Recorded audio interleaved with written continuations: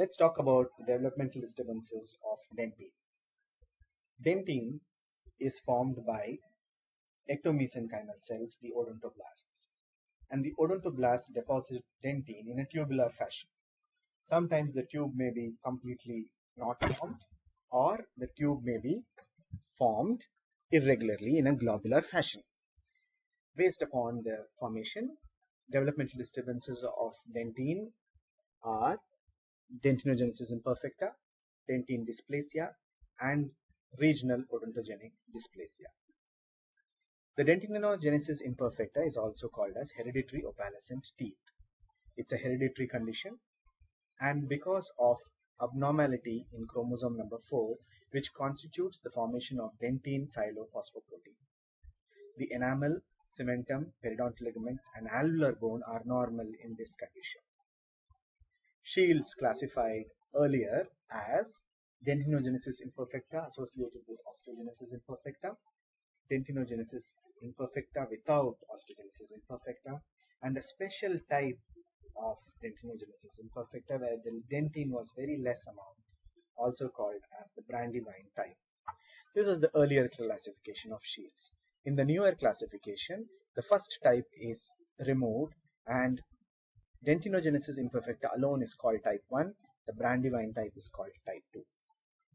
So let's have a look at the type 1. This is Dentinogenesis imperfecta, where you have imperfect dentine forming, giving rise to bluish grayish teeth because the dentine, which is yellowish in color, is not present and is not visible through the enamel. This may affect both permanent as well as deciduous teeth, and because of the lack of dentine, the resilience of the tooth is lost, giving rise to chipping of the enamel. The scalloping of the dentino-enamel junction is also lost, and the teeth are very prone to attrition. Radiographically, you will see that the roots appear thin and the crown appears bulbous, which is having a very narrow neck and a very broad contact zone, similar to that of a tulip, hence called tulip teeth. And sometimes the pulp chambers may become wider and wider, which is seen in the Brandywine type, which is also called as the type 2 Dentinogenesis imperfecta. The roots are smaller due to insufficient dentine formation and appears like a shell, hence the name shell teeth. Histologically, you will see abnormal dentine which are being deposited. Very fast rate of deposition causes incorporation of the odontoblasts into the dentinal tubules, causing osteodentine formation. Both type 1 and type 2, the water content is more than what is required, and the dentine's density and hardness is lower. The most important treatment in such a condition would be to prevent chipping and attrition by placement of crowns. In Brandywine type, you may have to be extra careful because the roots can not withstand the heavy weight of the crown. Another condition where the roots are not formed properly because of dentine abnormality is Dentin Dysplasia. It is an autosomal dominant condition which leads to the roots becoming smaller and spontaneous tooth exfoliation. Again, Shields classified this into two types as radicular dentin dysplasia type 1 and coronal dentin dysplasia type 2. Here, the normal enamel is found, but abnormal pulp morphology is noted. Type 1 or radicular dentin dysplasia, the tooth crown appears normal, both the dentitions are affected, and the tooth will become mobile because of the short roots. In type 2, you can see some changes taking place in the crown also. Both the dentition again are affected, and the deciduous teeth shows features similar to that of Dentinogenesis imperfecta, resembling bluish in color.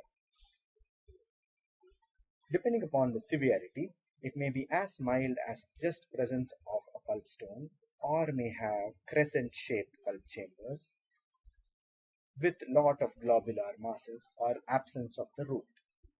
These are the different stages of dentin dysplasia. Here you can see the crescent-shaped pulp chamber with a pulp stone in the center. Here there is total obliteration of the pulp chamber. Another case where you can see a large dilated pulp chamber with a pulp stone, which gives rise to a characteristic thistle tube shaped appearance of the pulp chamber.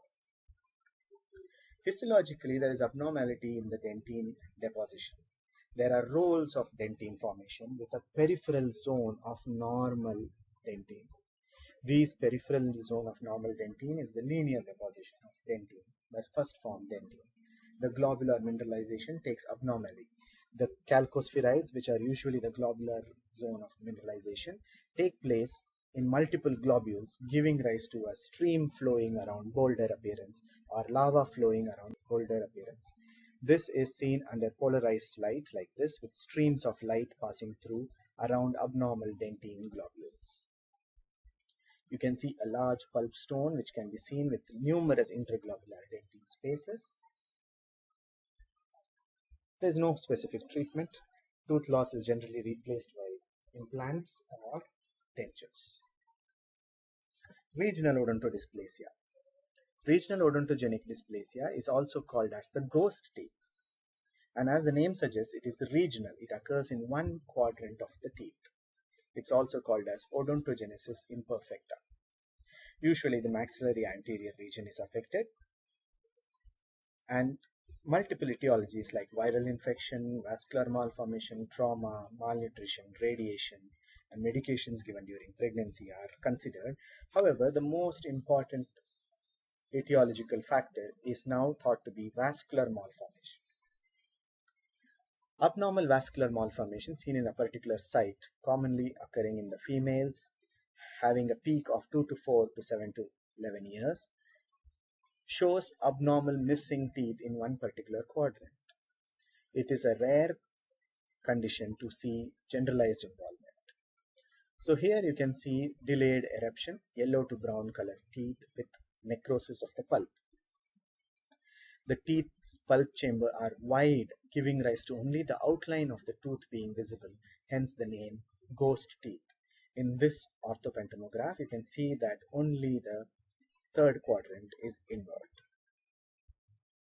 Histopathologically, the pulp chamber shows conglomerates of enamel-like material called as enameloid conglomerates.